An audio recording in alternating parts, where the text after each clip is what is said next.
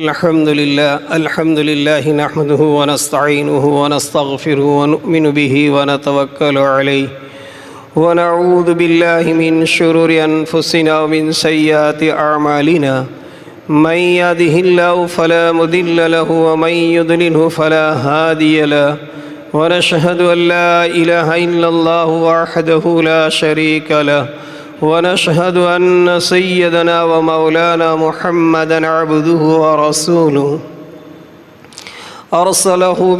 أرسله رسوله بالهدى ودين الحق ليظهره على الدين كله ولو كره المشركون. وعن يعلى بن مرة رضي الله تعالى عنه قال رسول الله صلى الله عليه وسلم حسين مني وأنا من حسين أحب الله من أحب حسينا وحسين من سبط الأسباط. وعن ابن عمر رضي الله تعالى عنهما أن رسول الله صلى الله عليه وسلم قال إن الحسن والحسين هما ريحاناي من الدنيا. وقال النبي صلى الله عليه وسلم إن فاطمة سيدة نساء أهل الجنة وأن الحسن والحسين سيدا شباب أهل الجنة أو كما قال النبي صلی اللہ علیہ وسلم. بزرگان محترم، اس وقت آپ حضرات کی خدمت میں 3 حدیثیں پیش کی ہیں جس میں نبی پاک صلی اللہ علیہ وسلم حضرت حسین رضی اللہ تعالی عنہ کے مناقب اور فضائل کا حکم فرما رہے ہیں اور بیان کر رہے ہیں. محرم الحرام کے مہینے میں ہمارے ذہن میں حضرت امام حسین رضی اللہ تعالیٰ عنہ کی سیرت کا ایک خاکہ آتا ہے، اور اس خاکے میں سب سے زیادہ جو ذہن ہمارا جاتا ہے وہ کربلا کے میدان کا واقعہ آتا ہے.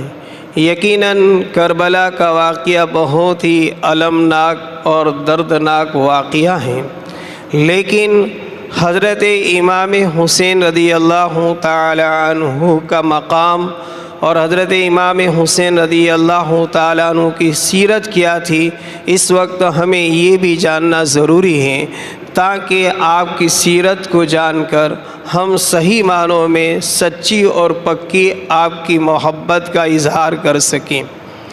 حضرت حسین رضی اللہ تعالی عنہ جیسی شخصیت دنیا میں نبی پاک صلی اللہ علیہ وسلم کے بعد کوئی نہیں آئی. آپ کا اتنا اعلیٰ منصب اور اتنا اونچا مقام ہے کہ کسی صحابی رضی اللہ تعالیٰ عنہ کا اتنا اعلیٰ مقام نسب اونچا نہیں ہے. آپ کا نسب دیکھا جائے تو بہت ہی اونچا نسب ہے، اس لیے کہ آپ ماں کی طرف نسبت کرتے ہوئے بھی نبی پاک صلی اللہ علیہ وسلم کے نواسے لگتے ہیں، اور اگر باپ کی طرف نسبت کی جائے تو یہ آپ کے پوتے لگتے ہیں. یعنی ماں کی طرف سے بھی حضرت امام حسین رضی اللہ تعالی عنہ کا نسب نبی پاک صلی اللہ علیہ وسلم سے ملتا ہے، اور باپ کی طرف دیکھا جائے تب بھی نبی پاک صلی اللہ علیہ وسلم کی طرف نسب ملتا ہے. اور اتنا اونچا مقام اور نسب دنیا میں کسی کا نہیں ہے. اب اس کو تھوڑا سا سمجھیے. آپ رضی اللہ تعالی عنہ حضرت فاطمہ سیدۃ النساء اہل الجنہ کے لخت جگر اور نور نظر ہیں. آپ صلی اللہ علیہ وسلم کی سب سے چہیتی اور لاڈلی اگر کوئی بیٹی تھی تو حضرت فاطمہ الزہرا رضی اللہ تعالی عنہا تھی، اور یہ آپ کے بیٹے ہیں تو یہ آپ رضی اللہ تعالی عنہ نواسے ہوئے نبی پاک صلی اللہ علیہ وسلم. اور حضرت علی رضی اللہ تعالی عنہ چونکہ آپ کے چچا زاد بھائی ہیں، اور چچا زاد بھائی کی نسبت کی جائے تو یہ نبی پاک صلی اللہ علیہ وسلم کے چچا کے لڑکے حضرت علی بھی ہیں. تو اب حضرت علی رضی اللہ تعالی عنہ چچا کے لڑکے ہوئے تو اب چچا زاد بھائی کی اولاد کی نسبت بھی چچاؤں کی طرف کی جاتی. ایک بات. اور دوسرے نمبر میں یہ ہے کہ بچپن ہی سے حضرت علی رضی اللہ تعالیٰ عنہ کو آپ نے پالا تھا اور آپ کے پاس رہے تھے۔ حضرت علی کا بھی بہت بڑا قصہ ہے، مختصراً یہ سمجھے کہ بچپن ہی سے حضرت علی رضی اللہ تعالیٰ عنہ نبی پاک صلی اللہ علیہ وسلم کے گھر میں تربیت پائے ہوئے تھے، آپ ہی کے پاس بڑے ہوئے تھے، آپ کے چچا زاد بھائی تھے، اور چچا زاد بھائی کی نسبت بھی چچا کی طرف کرتے ہوئے آپ رضی اللہ تعالیٰ عنہ کا نسب یہ نبی پاک صلی اللہ علیہ وسلم سے مل جاتا ہے۔ تو گویا کہ نانا بھی آپ بن رہے ہیں اور دادا بھی آپ بنے، تو آپ سے زیادہ اونچا نسب کسی کا نہیں ہے، یہ تو نسب کے سلسلے میں ہے۔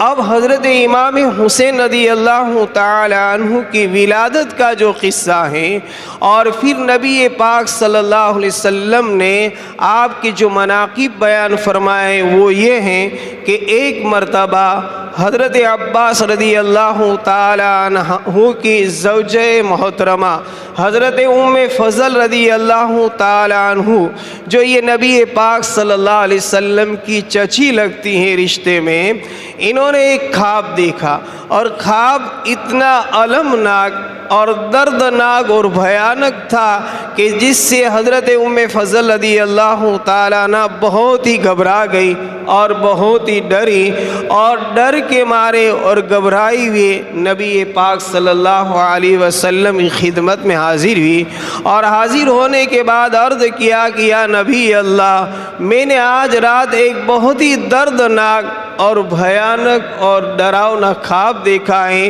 جس کی میں تاب نہیں لا سکی، مجھے چین نہیں آ سکا، اس لیے میں آپ کی خدمت میں حاضر ہوں۔ آپ علیہ الصلاۃ والتسلیم نے حضرت ام فضل سے فرمایا، چچی جان فرمائیے کیا خواب دیکھا؟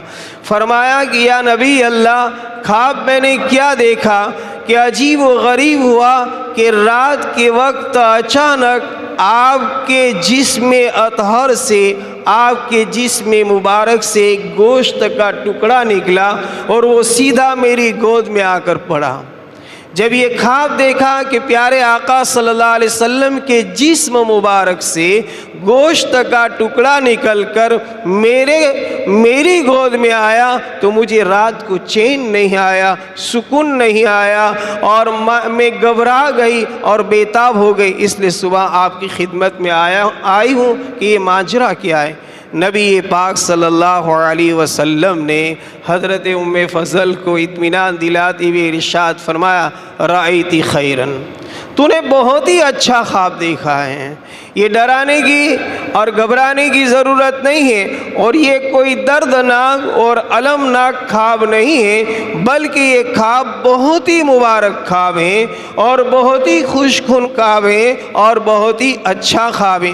اور اس کے بعد آپ صلی اللہ علیہ وسلم نے حضرت ام فضل کو اطمینان دلاتے ہوئے فرمایا کہ چچی جان، تلید فاطمۃ غلاما انشاءاللہ یکون فی حجرک، کہ حضرت فاطمہ کے یہاں ایک بیٹا پیدا ہوگا، اور وہ بیٹا آپ کی گود کے اندر کھیلے گا اور بڑا ہوگا۔ یہ آپ کے خواب کی تعبیر ہے۔ چند ہی دن ہوئے تھے، اور سن ہجری 4 میں تقریباً یکم شعبان کو یا 5 شعبان کو حضرت امام حسین رضی اللہ تعالی عنہ کی ولادت ہوئی، اور حضرت امام حسین رضی اللہ تعالی عنہ کی جیسی ہی ولادت ہوئی، نبی پاک صلی اللہ علیہ وسلم کو اطلاع اور خبر دی گئی۔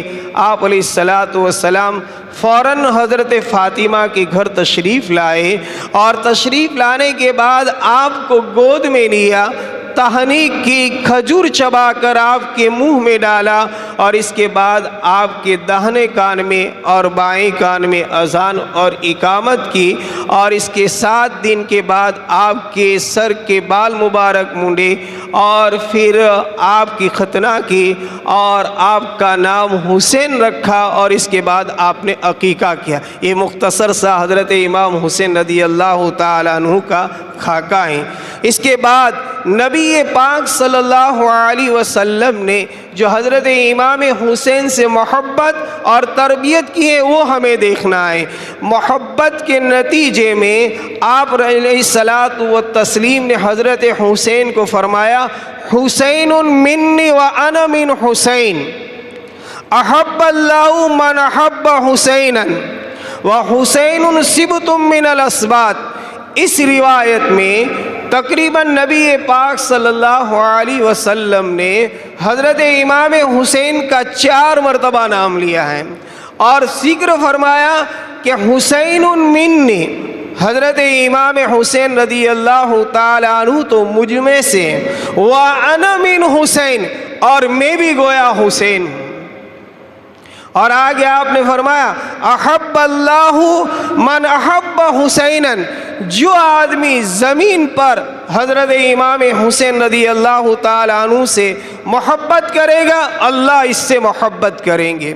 اور فرمایا حسین سبط من الاسباط، حسین تو ایک امت ہیں، گویا ایک بہت بڑا قبیلہ ہیں، اور حسین یہ نبی پاک صلی اللہ علیہ وسلم کی آل میں سے ہیں، اولاد میں سے۔ سبط ان کے کئی ترجمہ ہیں، تو گویا کہ اس روایت میں آپ نے یہ فرمایا کہ حسین مجھ میں سے اور میں حسین میں سے ہوں۔ نبوت کے مقام کو چھوڑ کر آپ علیہ الصلاۃ والتسلیم نے گویا کہ حضرت امام حسین رضی اللہ تعالیٰ عنہ کو یہ فرمایا کہ میں حسین ہوں اور حسین میں ہے، یعنی حسین مجھ میں سے اور میں حسین میں سے ہوں۔ یہ اظہار محبت کی علامت ہیں، اور اس طرف اشارہ کیا گیا ہے کہ جس طریقے سے مجھ سے تم محبت ہے میری امت کرتے ہو، میرے حسین سے بھی تم محبت کرنا۔ بلکہ اتنا ہی نہیں، بلکہ ایک موقع پر تو محبت کے بارے میں ایک اور روایت ملتی ہے، چنانچہ حضرت ابو ہریرہ رضی اللہ تعالیٰ عنہ ارشاد فرماتے ہیں کہ ہم بنو قینوقا کی بازار میں تھے، اور وہاں سے نبی پاک صلی اللہ علیہ وسلم حضرت فاطمۃ الزہرا کے مکان پر تشریف لائے، تو آپ نے حضرت امام حسن اور حسین کے بارے میں پوچھا تو فرمایا کہ وہ گھر میں نہیں ہے۔ بس تھوڑی ہی سیکنڈ اور دیر ہوئی کہ حضرت امام حسین اور حسن رضی اللہ تعالیٰ عنہما دوڑتے ہوئے تشریف لائے اور آپ صلی اللہ علیہ وسلم کو چمڑ گئے۔ جب آپ علیہ الصلاۃ والسلام کو چمڑ گئے تو آپ نے فرمایا کہ اے اللہ، میں حسین سے محبت کرتا ہوں اور تو بھی حسین سے محبت کر، اور جو امام حسین سے محبت کرے ان سے بھی تو محبت کر۔ آپ نے 3 مرتبہ فرمایا اے اللہ میں حسین سے محبت کرتا ہوں، اور اے اللہ آپ بھی حسین سے محبت کریں، اور دنیا میں جو حضرت حسین سے محبت کرے ان سے تو بھی محبت کر۔ یہ آپ کی محبت کو نبی پاک صلی اللہ علیہ وسلم بتلا رہے ہیں کہ مقام حسین اور مرتبہ حسین کیا ہے۔ پوری کائنات، پوری دنیا یہ تو نبی اللہ کے نبی سے محبت کر رہی ہیں، اور نبی پاک صلی اللہ علیہ وسلم کن سے محبت کر رہے ہیں؟ اپنے نواسے جگر رسول حضرت امام حسین سے محبت کر رہے ہیں۔ اسی لیے فرط محبت میں ایک مرتبہ آپ مدینہ المنورہ کے اندر مسجد نبوی میں ممبر پر تشریف فرمائے، خطبہ دے رہے ہیں، اور خطبہ دے رہے کہ ابھی معصوم عمر ہیں۔ حضرت فاطمۃ السیدۃ النساء نے آپ کو سرخ لباس پہنایا ہوا تھا۔ دونوں چھوٹے معصوم بچے حسین اور جمیل خوبصورت تھے، نام ہی حسن اور حسین تھا، اور سیرت اور صورت بھی حسین ہی حسین تھی۔ تو آپ جب خطبہ دے رہے تھے، تقریر فرما رہے تھے، تو یہ دونوں معصوم بچے مسجد نبوی میں آ رہے تھے، تو چھوٹے ہونے کی بنا پر کبھی ادھر گرتے کبھی ادھر گرتے۔ آپ علیہ الصلاۃ والتسلیم نے جب دیکھا کہ یہ دونوں میرے نواسے آ رہے ہیں چھوٹے اور معصوم بچے ہیں اور گر رہے ہیں، تو آپ صلی اللہ علیہ وسلم نے خطبے کو روک دیا اور منبر سے اترے اور دونوں کو آپ نے اٹھایا اور اپنی گود میں بٹھایا، اور گود میں بٹھانے کے بعد آپ علیہ الصلوۃ والسلام نے بعد میں خطبہ دینا شروع کیا۔ محدثین یہاں لکھتے ہیں کہ یہ جو آپ کا عمل تھا کہ دوران خطبہ تقریر کر رہے تھے، بیان کر رہے تھے، اپنے نواسے کو دیکھا اور دیکھنے کے بعد بیان کو روک دیا اور پھر اتر کر خود بنفس نفیس اپنے دونوں نواسوں کو اٹھا کر اپنی گود میں رکھتے، اس میں اشارہ تھا اس بات کی طرف کہ اولاد کے پرتی ماں باپ کو کیسی محبت ہونی چاہیے۔ ایک تو اس طرف اشارہ تھا، اور دوسری طرف اشارہ یہ تھا کہ حضرت امام حسن اور حسین کا مقام کتنا اعلیٰ اور کتنا عرفہ اور کتنا اونچا ہے، یہ امت کو بتلانا تھا کہ میرے ان نواسے کا مقام اللہ کے نزدیک بھی کتنا اونچا ہے اور میرے نزدیک بھی کتنا اونچا ہے، یہ آپ دیکھیے۔ یہ مقام بتا رہے تھے۔ یہ حضرت امام حسین رضی اللہ تعالیٰ عنہ سے محبت، اسی لیے عزیزو حضرت امام حسین سے محبت کر رہا۔ آج جیسے کہ عاشورہ کا دن ہے، آج میدان کربلا میں آپ شہید ہوئے ہیں، اور صرف شہید ہی نہیں ہوئے بلکہ مظلوم شہید ہوئے ہیں۔ جتنا شہادت کے اندر آپ کو تکلیف پہنچائے گے، جتنے نیزے کے وار آپ پر کیے گئے، جتنے تیر کے وار آپ پر کیے گئے، شہداء اسلام میں سے اتنے وار کسی پر نہیں کیے گئے، یہ امام حسین پر کیے۔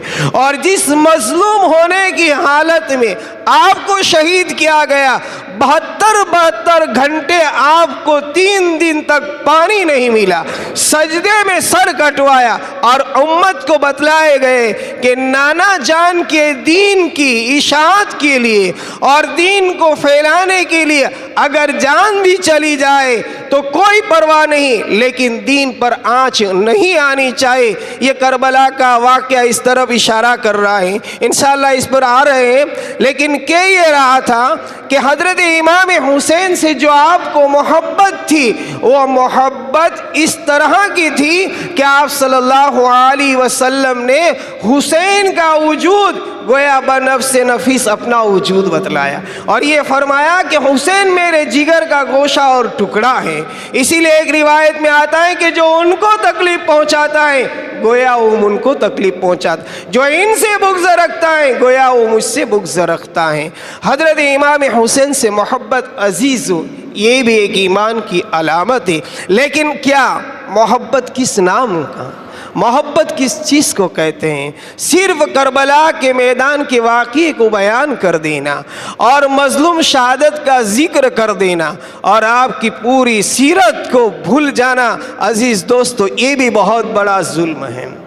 امام حسین رضی اللہ تعالی عنہ جس مظلوم ہونے کی حالت میں شہید ہوئے، تو آپ کی پوری زندگی کو دیکھا جائے کہ آپ نے اپنی زندگی کو کیسے گزارا اور دین پر آپ کیسے چلے، تو آپ کی سیرت کے اندر جو چیزیں ملتی ہیں وہ یہ ملتی ہیں کہ آپ کثیر الصلاۃ و کثیر الصوم والحج والصدقہ وافعال الخیر، آپ کی پوری زندگی کا جائزہ لیا جائے اور آپ کی 55 سے لے کر 60 سال کے درمیان کی جو عمر ہے، تقریباً 55 سے 56 سال کی آپ عمر ہے، اس عمر کا پیدائش سے لے کر شہادت تک کو دیکھا جائے تو آپ کی زندگی کا ایک ایک حصہ اور آپ کی زندگی کا جو شعبہ تھا اس میں آپ کی سیرت کو جانچے، آپ کی زندگی کے عمل کیا تھے۔ تو محدثین نے لکھا کہ کثیر الصلاۃ، جتنے امام حسین رضی اللہ تعالیٰ عنہ نوافل کی پابندی کرتے تھے اور سیرت میں اتنا نہیں ملتا ہے، دن رات میں آپ 1000 رکعتیں نوافل پڑھتے تھے، اندازہ لگائیے۔ اور کام تو الگ ہے، لیکن اللہ سے قریب ہونے کے لیے، اللہ کی ذات کا قربہ حاصل کرنے کے لیے فرائض کے علاوہ آپ کی سیرت میں ملتا ہے کہ 24 گھنٹے میں 1000 رکعت نفل نماز پڑھتے تھے۔ یہ ہے امام حسین کی سیرت۔ اب میں اور آپ اپنے گریبان میں منہ ڈال کر دیکھیں کہ کیا ہم امام حسین سے صحیح معنوں میں محبت کرتے ہیں؟ محبت کا طریقہ اور علامت تو یہ ہے کہ محبوب کی ہر ادا پر قربان ہوا جائے۔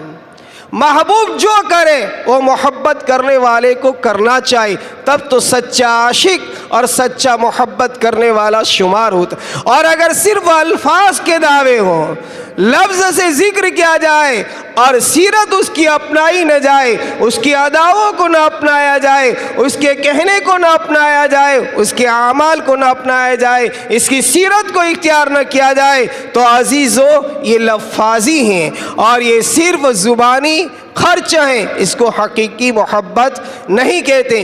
دن رات میں آپ 1000 نوافل پڑھتے تھے، کیوں؟ اس لیے کہ نبی پاک صلی اللہ علیہ وسلم نے فرمایا تھا الصلاۃ قرۃ عینی، نماز یہ میری آنکھوں کی ٹھنڈک ہے۔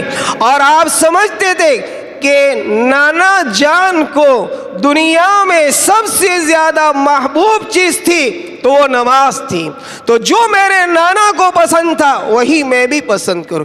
اسی لیے نبی پاک صلی اللہ علیہ وسلم کے متعلق آتا، آپ رات کو نوافل میں کھڑے ہوتے اور اللہ کے سامنے آوازاری کرتے، نماز میں مشغول ہوتے، تو آپ کے قدمین مبارکین، آپ کے دونوں پاؤں مبارک سوج جاتے، ورم آ جاتا۔ کسی کہنے والے نے کہا کہ اللہ کے نبی آپ اتنی تکلیفیں کیوں اٹھاتے ہیں اور اتنی طویل نمازیں کیوں پڑھتے ہیں جس سے آپ کے جسم پر، آپ کے قدم پر ورم آ جاتا ہے؟ تو آپ نے فرمایا کہ کیا میں اللہ کا شکر گزار بندہ نہ بنوں؟ یعنی اللہ نے مجھے جتنی نعمتوں سے نوازا ہے تو کیا سجدے میں سر رکھ کر نماز میں طویل قیام کر کے میں اللہ کا محبوب نہ بنوں؟ یہ آپ کی نماز تھی، آپ کے نواسے نے آپ کی نماز کو دی اور آپ نے تربیت ہی ایسی کی تھی۔ نبی پاک صلی اللہ علیہ وسلم نے آپ کی جو تربیت کی تھی، عزیز دوستو، اس تربیت کا اثر یہ تھا کہ نانا جان کا مین و ان دین دنیا میں میرے رہتے ہوئے زندہ بھی رہے اور میرے رہتے ہوئے پوری دنیا میں پھیل جائے۔ اب تربیت کا اثر کیا تھا آپ دیکھیے، محبت کے ساتھ ساتھ یاد رہے عزیزو، اولاد کی تربیت بھی ضروری ہے، اس لیے کہ اولاد انما اموالکم و اولادکم فتنۃ، یہ اولاد جو ہے وہ امتحان اور آزمائش ہے۔ قرآن کہہ رہا ہے کہ اولاد اور اموال یہ انسانوں کے لیے آزمائش ہیں۔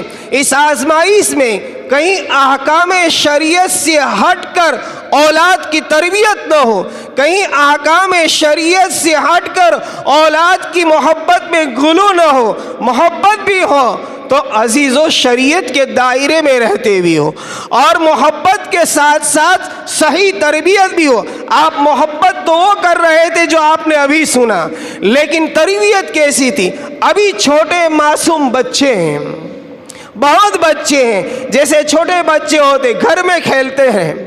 حضرت امام حسین رضی اللہ تعالیٰ عنہ ایک مرتبہ گھر میں کھیل رہے تھے، چھوٹا سا مکان تھا، کھڑکی تھی، کھڑکی کے اوپر کچھ کھجور رکھے ہوئے تھے۔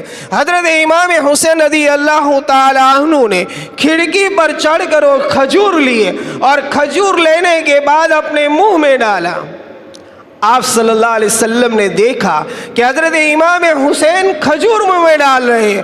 آپ نے بلایا اور فرمایا بیٹے یہ کھجور آپ کے نہیں ہیں، یہ کھجور تو صدقات کے ہیں، یہ کھجور صدقات کے ہیں، وہ ہم لوگ نہیں کھا سکتے۔ زکوٰۃ، صدقات، خیرات والی چیزیں یہ آل رسول کو دینا مناسب اور جائز نہیں ہے۔ تو ابھی تو معصوم بچے ہیں، کچھ خبر نہیں ہے، لیکن نانا جان نے تربیت کرتے ہوئے نواسے رسول کو یہ بتلایا کہ بیٹا جو چیز اپنی نہیں ہے اور جس چیز میں اپنا حق نہیں ہے اس کو ہاتھ لگایا نہیں کرتے اور اس کو کھایا نہیں کرتے، یہ کہہ کر آپ نے منہ سے کھجور نکال کر رکھ دی۔ یہ تربیت کا. اب ہم اپنی اولاد کی تربیت کیسی کرتے ہیں؟ ہم سب اس میں مبتلا ہیں. اور کیا کرتے؟ کہیں لاری پر گئے، چھوٹا بچہ ہمارے ساتھ ہے، پھل فروٹ کی لاری پر گئے تو فوراً وہاں سے کوئی فروٹ کا حصہ لے کر، کوئی پھل کو لے کر بچے کو دے دیتے ہیں. نہ بیچنے والا کچھ بولتا ہے اور سمجھتا ہے کہ یہ رواج ہے. یاد رکھو یہ تربیت کا اثر ہوگا. اگر بچے کو اسی طرح مفت کا کھلایا اور اس طرح ہم نے سمجھا کہ یہ کوئی عیب نہیں ہے، یہ بچہ بڑے ہو کر بھی ایسا ہی کرے. اسی لیے آپ نے دیکھا ہوگا کہ جیسے کوئی اور ہم میں سے بڑے لوگ کہیں دکان پر چلے جاتے، کہیں فرسان کی دکان پر جاتے، کہیں اور دکان پر جاتے ہیں، تو ہم بھی عادتاً اس دکان سے کچھ لے کر فوراً مفت کا کھا لیتے. یہ کیا ہے؟ دکان والا بولے یا نہ بولے، لاری والا کہے یا نہ کہے، عزیز دوستو اگر یہی چیز ہماری زندگی میں رہی تو یاد رہے نسل میں بھی یہ چیز آئیں گی اور رفتہ رفتہ پھر مفت کا مال کھانے کی عادت بن جائے گی. تو آپ نے بچپن ہی میں امام حسین رضی اللہ تعالیٰ عنہ کو فرمایا کہ بیٹے یہ کھجور میں ہمارا حق نہیں ہے، یہ کھجور ہم نہیں کھایا کرتے ہیں. یہ تھی تربیت کا اثر. اب جب تربیت ایسی تھی تو کبھی بھی آپ نے منہ میں ایسی چیز نہیں ڈالی جس چیز کا حصہ امام حسین رضی اللہ تعالیٰ عنہ کو نہ ہو. تو ایک تو آپ کثیر الصلاۃ بھی تھے اور کثیر الصدقہ بھی تھے، بہت زیادہ صدقہ کرنے والے. بہت سے لوگ صدقہ کرنے والے گزرے ہیں لیکن امام حسین کی مثال اپنی آپ ملتی ہے. کوئی سائل، کوئی فقیر آپ کے درس سے خالی نہیں جاتا، کچھ نہ کچھ لے کر ہی جاتا. اتفاق کی ایک مرتبہ بات ہوئی، آپ نماز میں مشغول ہوئے اور جیسے آپ نماز پڑھ رہے تھے ایک سائل نے دروازے پر دستک دی اور اس دستک سے اور اس کی آواز سے معلوم ہوا کہ یہ کوئی ضرورت مند آیا ہوا ہے، یہ کوئی غریب آیا ہے. آپ نے جلدی جلدی نماز کو پڑھ لی. حالانکہ نماز کا آپ کو ابھی ذکر کیا، 1000 رکعت نوافل پڑھتے تھے، اب مشغول ہے نماز میں. ایک امت کا ضرورت مند فرد آپ کے گھر پر آتا ہے، آپ کو اس کا احساس ہوتا ہے، نماز مختصر کر دیتے ہیں اور خادم سے پوچھتے ہیں بتلاؤ ذرا دیکھو تو صحیح دروازے پر کون کھڑا ہے اور کیا ضرورت کو لے کر آیا ہے. تو جب دروازہ کھولا گیا، دیکھا گیا تو بتایا گیا کہ ایک ضرورت مند سائل آیا ہوا ہے. آپ نے خادم سے فرمایا کہ دیکھو کچھ گھر میں ہے. فرمایا کہ گھر میں جو چیز ہے وہ اتنی ہے کہ وہ اہل بیت کی ہیں، نان و نفقہ کی ہیں اور زائد کچھ چیز نہیں ہے. حضرت امام حسین نے فرمایا ٹھیک ہے کتنے ہیں؟ فرمایا کہ اہل بیت پر خرچ کرنے کے 200 درہم پڑے ہوئے ہیں. آپ نے فرمایا کہ وہ 200 درہم اس غریب ضرورت مند کو دے دو، اس لیے کہ اہل بیت سے زیادہ ضرورت مند ابھی میری نظر میں جو لگ رہا ہے یہ سائل ہے، ان کو آپ دے دیں. یہ تھا آپ کا صدقات اور خیرات کا جذبہ. آپ صدقات میں بھی اپنے آپ تھے، خیرات کرنے بھی اپنے آپ تھے اور آپ کی 55 یا 56 سالہ عمر میں آپ نے تقریباً 25 سے زیادہ، تقریباً 25 پیدل حج کیے. اندازہ لگاؤ کتنی زندگی قریب ہوگی آخرت کے اور کتنی نبی پاک صلی اللہ علیہ وسلم کی سیرت پر مینوان عمل کرتے تھے. تو آپ کی سیرت عزیزو یہ ہیں، امام حسین کے نام کے کچھ رسومات کو کر لینا اور کچھ باتیں کر لینا اور پھر پورا سال بھول جانا، یہ حضرت امام حسین رضی اللہ تعالی عنہ پر ایک قسم کا ظلم ہے. ظلم یاد رہے. آپ کی سیرت کو اپنایا جائے، آپ کے افعال کو اپنایا جائے، آپ کے اعمال کو اپنایا جائے. آپ کی سیرت میں اور بھی بہت سے قصے ذکر کیے گئے اور یہ جو واقعہ کربلا وجود میں آیا ہے یہ بھی عزیزو جذبہ حق کی بنا پر، اعمال خیر کی بنا پر کہ ظالم طاقتیں، باطل طاقتیں اگر سر اونچا کرے اور ہمارے اندر یہ طاقت اور استطاعت ہو کہ ہم ان کو روک سکے تو پھر زندگی کے اندر اس عمل کو کرنا چاہیے۔ اس لیے کہ نبی پاک صلی اللہ علیہ وسلم نے ارشاد فرمایا من رأى منکم منکرا فلیغیر بیدہ فإن لم یستطع فبلسانہ فَإِن لَّمْ يَسْتَطِعْ فَبِقَلْبِهِ وَذَلِكَ أَضْعَفُ الْإِيمَانِ کہ جو تم میں سے کوئی آدمی اس بات کی استطاعت اور طاقت رکھتا ہو کہ خلاف شرع کوئی کام ہو رہا ہو اور خلاف شریعت کوئی عمل ہو رہا ہو اور اس کے ہاتھ کے اندر استطاعت ہو، طاقت ہو، قدرت ہو، تو چاہیے کہ شریعت کے خلاف کام ہوتے ہوئے کو ہاتھ سے روکے۔ اور اگر ہاتھ سے روکنے کی استطاعت اور طاقت نہیں ہے تو پھر چاہیے کہ وہ اپنی زبان سے واعظ و تقریر کے ذریعے سے، افہام و تفہیم کے ذریعے سے اس کو سمجھائے اور اس کو روکے۔ اور اگر یہ بھی طاقت نہیں ہے، نہ زبان سے روک سکتا ہے نہ ہاتھ سے روک سکتا ہے، تو آپ نے فرمایا کہ پھر اس سے چاہیے کہ وہ کم سے کم خلاف شرع کام کو ہوتے ہوئے دیکھے تو دل سے برا سمجھے۔ وَذَلِكَ أَضْعَفُ الْإِيمَانِ اور یہ ایمان کا انتہائی کمزور حصہ ہے اور ایمان کے کمزور ہونے کی علامت ہے۔ تو الغرض امام حسین سے اگر سچی محبت ہمیں ہے تو عزیز دوستو امام حسین کی سیرت پر عمل کرنا چاہیے۔ اللہ رب العالمین ہمیں بھی صحیح معنوں میں آپ کی سیرت پر عمل کرنے کی توفیق نصیب فرمائے۔ وآخر